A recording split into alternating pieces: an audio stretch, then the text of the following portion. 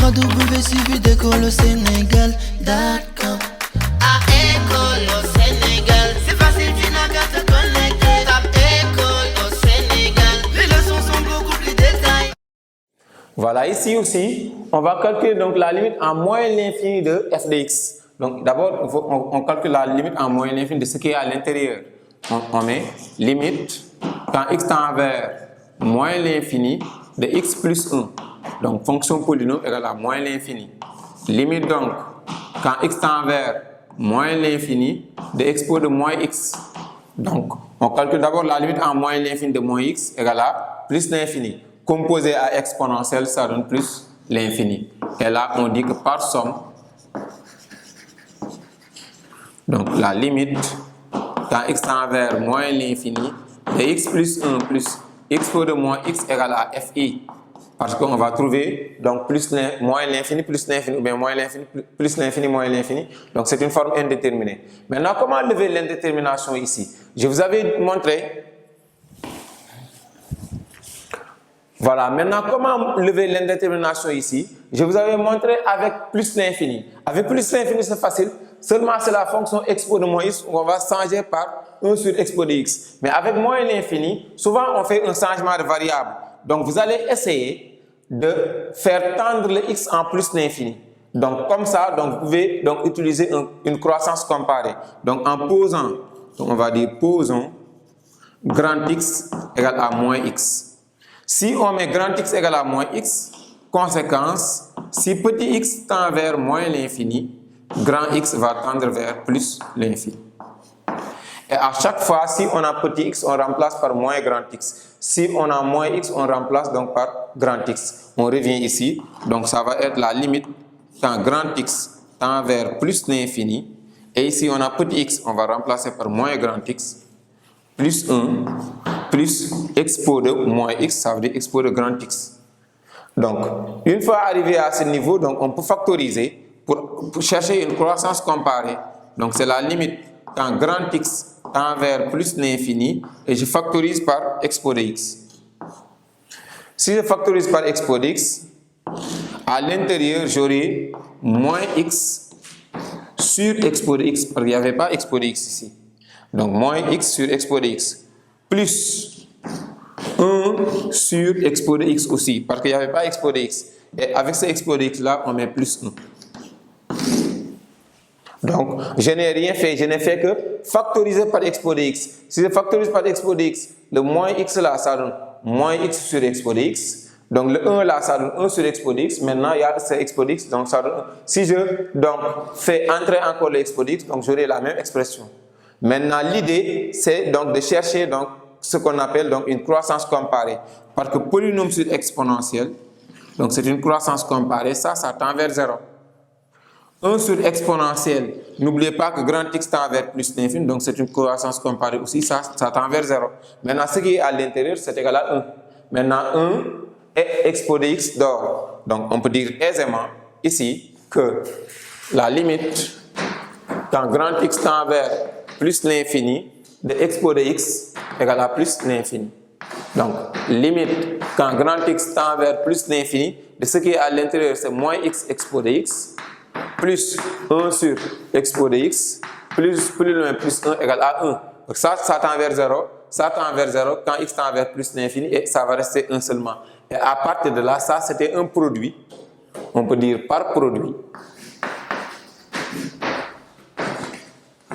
Donc, limite, quand grand x tend vers plus l'infini, donc de l'expression c'est moins grand x plus 1 plus expo de x égale à plus l'infini. Donc, avec le changement de variable, on parvient à contourner l'indétermination. Donc, on peut dire que la limite, quand petit x tend vers moins l'infini, de l'énoncé, c'était x plus 1 plus expo de moins x égale à, on garde le résultat plus l'infini. Voilà, c'est comme ça qu'on calcule cette limite-là, donc qui n'est pas souvent simple, puisque, donc ici, la limite en plus l'infini, d'abord, déjà de ce qui est à l'intérieur égale à une forme indéterminée. Maintenant, pour lever l'indétermination, si c'était plus l'infini, on va changer ce expo de moins x là par 1 sur expo de x. directement x tend vers plus l'infini, on a une croissance comparée. Mais ici, donc x tend vers moins l'infini. Expo va tendre vers 0. Donc, on ne peut pas parler de croissance comparée. Qu'est-ce qu'on va faire? On va forcer que x tend vers plus l'infini. Et pour ce faire, on va faire ce changement de variable-là. Donc, grand X égale à moins X. Si grand X égale à moins X, le X de départ tend vers moins l'infini, ça veut dire que grand X va tendre vers plus l'infini. Et partout où on va X, on va remplacer par moins grand X. Partout où on va moins X, on va remplacer par grand X. C'est ce qu'on a fait. Donc, petit X égale à moins grand X. Le 1 donc, est revenu. Expo de moins X égale à expo de grand X. À partir de là, on factorise. Dès qu'on factorise, donc, parce que X tend vers plus l'infini, on peut utiliser la croissance comparée avec exponentielle. Le X croît moins vite que la fonction exponentielle, donc ça tend vers 0. Le 1 aussi, c'est une constante avec la fonction exponentielle, x tend vers plus l'infini, ça tend vers 0. Ça veut dire que ce qui est à l'intérieur de la parenthèse tend vers 1. Avec le exponentiel par produit, donc on a la limite en moins l'infini de ce qui est à l'intérieur de ln tend vers plus l'infini. On n'a pas encore calculé donc la limite avec ln. On dit que la limite tant x donc tend vers quoi? De ce qu'on a trouvé ici, plus l'infini de ln de x égale à plus l'infini. Et là, on peut utiliser donc la formule par composé. Limite donc tant x tend vers moins l'infini de f de x égale à, donc le résultat est là, plus l'infini. Donc, cette limite-là est plus ou moins compliquée dans la mesure où il faut d'abord faire un changement de variable pour calculer la limite de ce qui est à l'intérieur de ln. Ce qui est à l'intérieur de ln, c'est x plus 1 plus expo de moins x. On calcule cette limite-là, on a trouvé plus l'infini. Avec maintenant donc, la formule de la limite d'une fonction composée, on a trouvé ici plus l'infini. Donc, on va calculer la limite quand x tend vers ce plus l'infini-là. Pas le moins l'infini, mais c'est plus l'infini qu'on a trouvé. De ln de x, puisqu'on a décomposé, à l'intérieur, ça va rester seulement ln de x.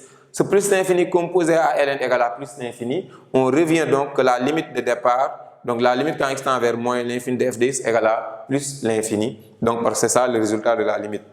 Réviser la limite d'une fonction composée qui est souvent utilisée. J'avais dit quoi? Que si vous avez une fonction composée g rond f, limite de g rond f, quand x tend vers, par exemple, une valeur a. Vous calculez d'abord la limite quand x tend vers f de a. Limite quand x tend vers ce a-là de f. Par exemple, on trouve b. Maintenant, vous laissez ce a de côté et vous calculez la limite quand x tend vers b. Limite quand x tend vers ce b-là de g.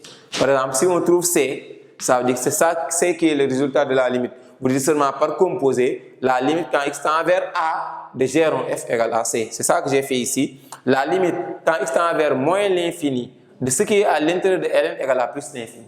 Je laisse ce moins l'infini là, je dis la limite quand x tend vers plus l'infini de ln de x égale à plus l'infini.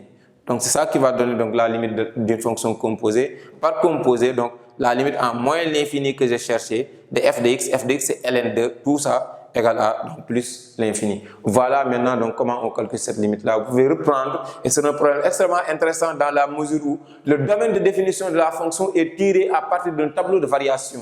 Et grâce à ce tableau de variation-là, on a pu déterminer le signe de u de x et le signe de u de x qui a permis de déterminer donc la condition posée au niveau de l'expression ou bien de la technique de déterminer donc, le domaine de définition de f de x parce qu'il faut que ce qui est à l'intérieur soit strictement positif et on l'a uniquement à partir de cette question-là donc, qui a été posée donc, précédemment avant le domaine de définition. Pour les limites au bord, c'est la limite d'une fonction composée. Vous calculez d'abord la limite de ce qui est à l'intérieur de ln. Maintenant, ce que vous trouvez, vous composez par ln. Aisément, vous avez vos limites au bord. Voilà, merci. Il suffit d'école au Sénégal, d'accord. À école au